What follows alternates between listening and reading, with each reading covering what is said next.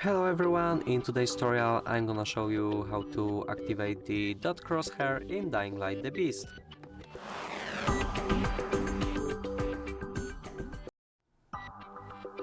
So as the first step we have to open the settings. To do it, move your mouse over here and open the options or use the shortcut. It is the O button on your keyboard.